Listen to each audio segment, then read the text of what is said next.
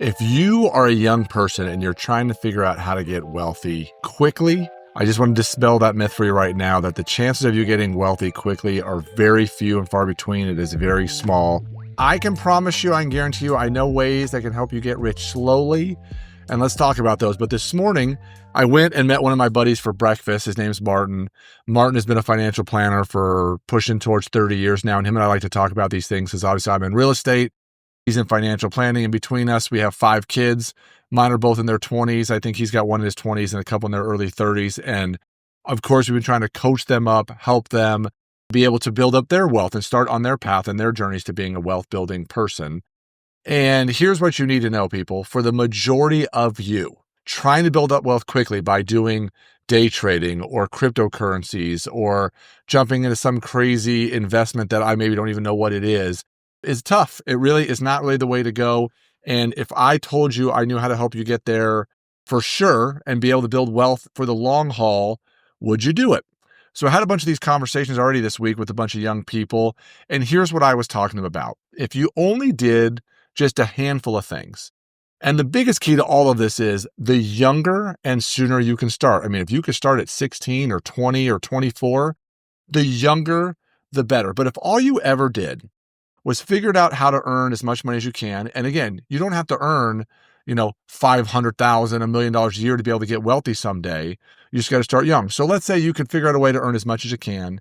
And all you did was pay yourself first, pull it off the top, and then lived on the rest. And when I mean lived on the rest, I mean not $1 more. So in the example I like to use all the time is $100,000. If you pulled, and in my world, I would want to pull 20%, if not more, off the top. But let's say you did that and you had $100,000, you pulled $20,000 off the top and you lived on that $80,000 and you never lived on $1 more. Now, of course, this takes into account that you're never going to make more money. You're never going to get raises and those kind of things, which is hopefully not true for you. And maybe someday you'll make dramatically more money, or you'll be in a partnership where both of you are making money and together you're making 150, 250, whatever, how much money in thousands of dollars that you can make. And so again, if you're willing to play the slow game, and play the slow race and do those things, you're going to be wealthier beyond your means. And so here's what I always coach them up and tell them to do is pull that investment money off the top, whether it's just $7,000 for an IRA. If you have the ability at work and you have a 401k, at minimum, you got to get the company match. So if you're putting in 4%, let's say again on this $100,000 to make the numbers round, you're putting in $4,000, they're putting in $4,000, so you're in 100% on your money, and you did a Roth IRA as well, you're even still going to have some money left over of that 20% off the top that you can start putting away to build up those emergency funds and cash reserves more, down payment for a house in the future, and just starting there. And if you did those fundamental things starting at 20, 25 years old, go play on a mortgage calculator. I'm thinking about loan amortization schedules right now. But if you were to go and look at a investment calculator, and start playing with those numbers. The one I really like, I'm not a huge fan of Dave Ramsey, but he's got a great investment calculator. And if you went and looked at his and saw if you start off at 20 years old and you put in there you're going to retire at 65 or 70 years old, and even if you start off with a balance of 0 and you put in just the Roth IRA amount, $7,000 a month, and then play at that number at the bottom, 7%, 9%, 11%, watch how dramatically different those numbers will grow. And watch what happens. Instead of starting at 20, you start at 30. Or if you started at 40, and if you play with that retirement and you want to retire sooner. The idea with all of this is if you start the process now, you'll start building up those reserves in the future. And this is always the hard part. I talk to my kids about this all the time is that when you're 23, 24, 20 years old and you put $7,000 in a Roth IRA and you do that every year for a decade and now you're 30, 34 years old, and all of a sudden there's maybe $75,000, $100,000, $150,000 in your account, it feels like you're not winning because it's happening slowly. But when you go look at that investment calculator and there's going to be like a graph there on the bottom right side that you can look at, watch what happens as you hit your 40s and your 50s and your 60s and watch how those numbers exponentially grow. So if you don't know what the rule of 72 is, the rule of 72 is that let's just use a round number to make it easy. If the stock market on average was earning 10% per year, 72 divided by 10 is 7.2. So every 7.2 years, your number in your account on average would double. And those numbers don't seem that big when 50,000 7 years later turns into 100,000. And 7 years later, 100,000 turns into 200,000.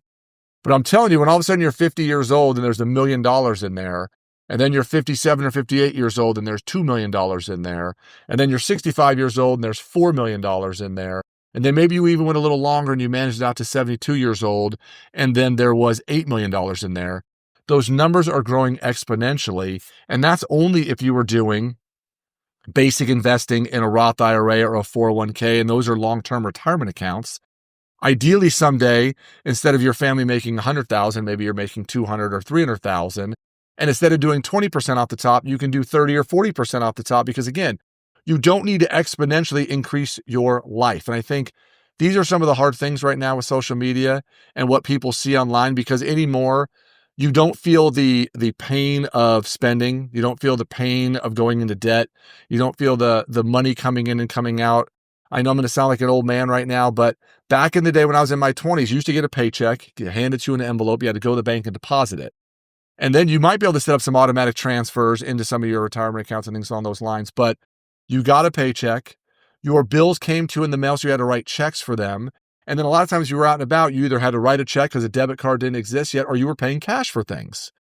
And the nice part about those things is when you're doing that and you're having to actually feel your money coming in and feel your money going out and the emotions of having those things happen and looking at a bank account that had no money in it, then you felt the pain of spending it, or you felt the joy of earning it. And so there was this more emotional connection to your dollars. And I just think that that is part of the problem right now, is that it's a blessing and a curse, all this automation. Yes, we want your deposits to be automated. Yes, we want all your transfers to happen automated. But when you have debit cards and credit cards and everything is on automation, you lose touch. You lose the feeling of what's actually happening with your money going in and going out. So here are some suggestions that I have for you. And if you are someone who is struggling with money and finance, here's what I would tell you to do. And I know most people won't do this, but if you did, I think it would be a really good exercise, is if you had an actual working budget. If you go to my website, CompleteMoneyPlaybook.com, you can get access to it. It's basically just an Excel spreadsheet, but you could do it on a pad of paper. You could do it on one of your money apps if you want to do it there as well. I don't really care how you do it, but I think for a month or two, if everything was not automated, now have your paycheck go into your account, that's fine. But if you wrote down how much money was going in, and then literally for a month or two, you wrote checks for your bills, you saw and paid cash for things when you went to the grocery store, you weren't using your debit or your credit card at all, and then you could really start to feel and see that money coming in and going out, I think you would have a much better idea of your budget and you would know where your money is actually going. Now, if you're not willing to do those things and you're not willing to unautomate your life in order to try to win this game long-term at money, here's what I would do. I would get out a pad of paper and I would go back to my last 3 months. I would look at my bank statements. I would look at my credit card statements. I would look at anywhere that I was spending money. And if you were pulling money out of your ATM and using it as cash, write down when you spend cash, keep the receipts, try to figure out where your money is actually coming and going. And then we can have a conversation of how to start generating wealth long-term. And again, if you're someone who has credit card debts, if you have student loan debts, if you have car payments, these are things that you're paying a high interest on that go down in value. And a lot of times with people on their credit cards, they don't even know what they spent the money on.